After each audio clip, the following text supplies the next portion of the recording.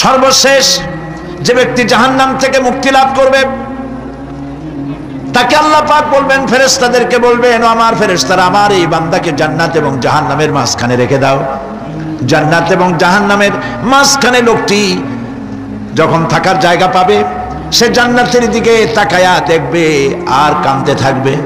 আল্লাহ পাক জিজ্ঞেস করবেন, বান্দারে, যুগের পর যুগ ধরে জাহান্নামে কেঁদেছো, আমি রব্বুল আলামিন জাহান্নাম মাফ করে দিয়া জান্নাত জাহান্নামের মাঝখানে রেখে দিয়েছি, আযাব থেকে তো বেঁচে গেছো, এখন কান্দো কেন? লোকটি বলবে, রব্বুল আলামিন কান্দি এই কারণে, জাহান্নাম থেকে মাফ করেছো, তোমার শুকরিয়া আদায় করি। জান্নাত তো আমার কপালে নাই, কিসমতে নাই, কিন্তু জান্নাত আমি এখান থেকে দেখতে পাচ্ছি, জান্নাতের সুঘ্রাণ আমার নাকে আসতেছে, কপালে নাই যাওয়ার। আমি কাঁদি এই জন্য, তুমি যদি মেহেরবানি করে আমাকে জান্নাতের দরজার কাছে একটু দাঁড় করায় দিতা, প্রাণ ভরে তোমার জান্নাতের দৃশ্যটা একটু দেখতাম। আল্লাহ পাক তার আরজি পূরণ করবেন, বলবেন যাও, ফেরেশতাদের বলবেন এর জান্নাতের দরজার কাছে দাঁড় করায় দাও। জান্নাতের দরজার কাছে দাঁড়িয়ে লোকটি আবার কান্না শুরু করবে। আল্লাহ পাক প্রশ্ন করবেন, এবার কান্দো কেন?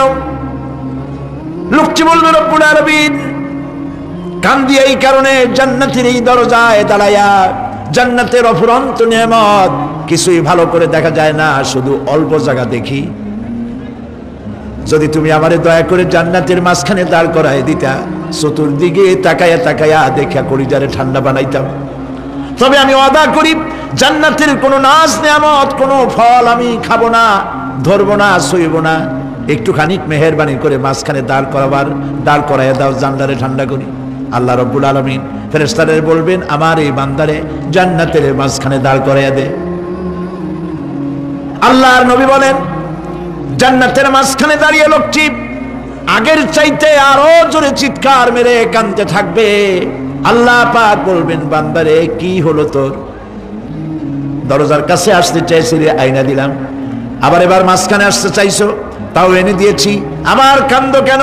লোকটি বলবে, রব্বুল আলামিন এবার কান্দি এই জন্যে, তুমি যখন দয়া করে একটিবার জান্নাতের মাঝখানে এনে আমাকে দাঁড় করায় দিয়েছো, তুমি রহমান রহিম গফুরুর রহিম, এই জান্নাত থেকে আবার আর বাইর করে দিও না।